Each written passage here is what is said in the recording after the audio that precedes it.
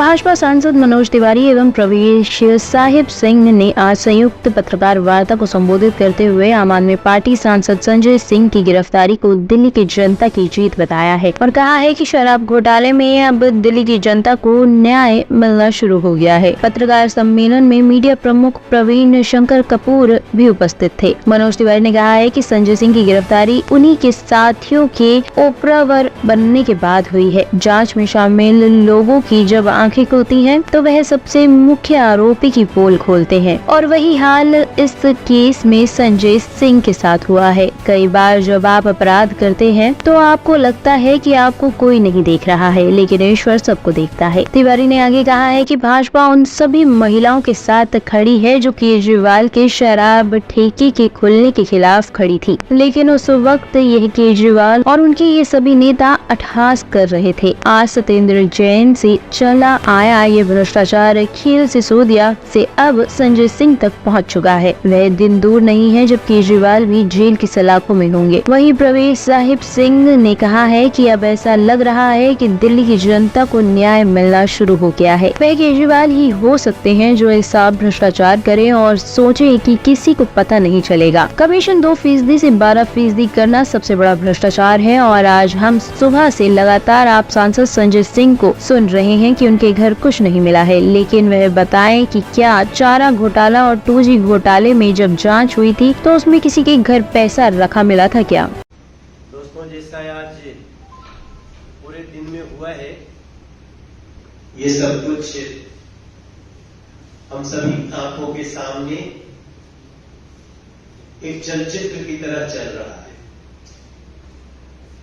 और ये सही है कि आम आदमी पार्टी अपने अस्तित्व में आने के बाद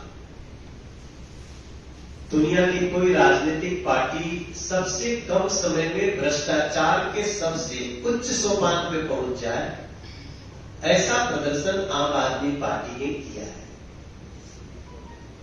और आज संजय सिंह की गिरफ्तारी हो गई और संजय सिंह की गिरफ्तारी उन्हीं के शराब घोटाला के साथियों के अप्रूवर बनने के बाद हुई। अप्रूवर शब्द अपराध और जांच की दुनिया में एक बहुत बड़ा शब्द है। जब अपराध में शामिल कुछ लोग अचानक उनकी आंखें खुलती हैं और उनको लगता है कि अब तो जो सजा मिलेगी वो मिलेगी, लेकिन जो असल कल्प्रिट है उनके बारे में बताया जाना चाहिए, तब वो अप्रूवल बनना स्वीकार करते हैं। और शराब घोटाला के आरोपी दोनों अप्रूवल बने हैं, जिसके बाद संजय सिंह के यहां सर्च हुआ और संजय सिंह की गिरफ्तारी भी हो गई।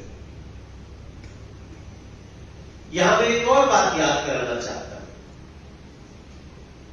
कि अपराधी, भ्रष्टाचारी, पापी चाहे जितना भी शयाना हो, ईश्वर भी देखता है। और कई बार जब आप अपराध करते हैं, भ्रष्टाचार करते हैं, तो उससे जो पीड़ित होता है उसकी हाय भी लगती है जो बाद में आती है। आज हमें वो माताएं भी याद आ रही हैं, वो बहनें भी याद आ रही हैं जब ये शराब नीति बनी थी और सड़कों पे दिल्ली के माताएं पहली बार, लगता है कि वो जीवन में कभी किसी कार्य के लिए सड़क पे नहीं आई होगी, वो भी आई कि मेरे बच्चे को शराबी मत बनाओ। अरविंद केजरीवाल वो भी बाहर निकल के आई हमारे बच्चों को शराबी बनाने के लिए, उनका उम्र भी कम करके मंदिर के सामने, मस्जिद के सामने, गिरजाघर गुरुद्वारा के सामने, मतलब ऐसा लगता था जैसे अरविंद केजरीवाल शराब की नदी बहा देना चाहते हो।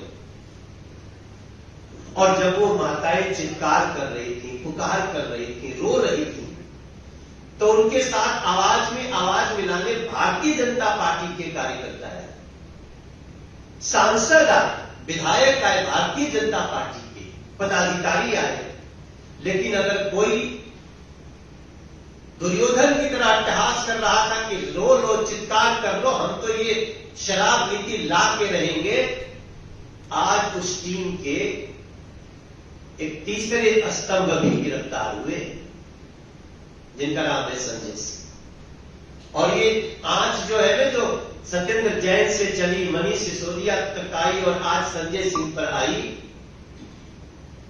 मेरा मन कहता है कि ये आंच बहुत जल्दी अरविंद केजरीवाल के गिरेबान तक जाने वाली है। बार बार केजरीवाल संजय सिंह कह रहे थे कि हमारे घर तो कुछ नहीं मिलेगा, हमारे घर तो कुछ नहीं है, हमारे घर तो 1 भी रुपया नहीं मिला है, कोई ज्वेलरी नहीं मिली है। मैं पूछना चाहता हूं कि जब देश में चारा घोटाला हुआ था, तब जो उसमें जेल गए थे, क्या उनके घर में पैसा मिला था? जब देश में 2G स्कैम हुआ तो क्या उनके घर में पैसा मिला? कौन बेवकूफ होगा कि वो अपने घर पे ये सारा पैसा रखेगा? जिस दिन सीबीआई ने केस इसको रजिस्टर किया, उसी दिन ये जितने भ्रष्टाचारी थे सबने अपने अपने घर की सफाई कर दी, कंप्यूटर की सफाई कर दी। और मैं ये भी कहना चाहता हूं कि एजेंसी किसी के घर में जब रेड करने जाती है तो उसके पास के प्राप्त सबूत होते हैं, वो उसी के बना पर ही रेड करती है, उसी के बना पर ही वो छापेमारी करती है। टॉप स्टोरी ब्यूरो के लिए दिल्ली से रवि डालमिया की रिपोर्ट।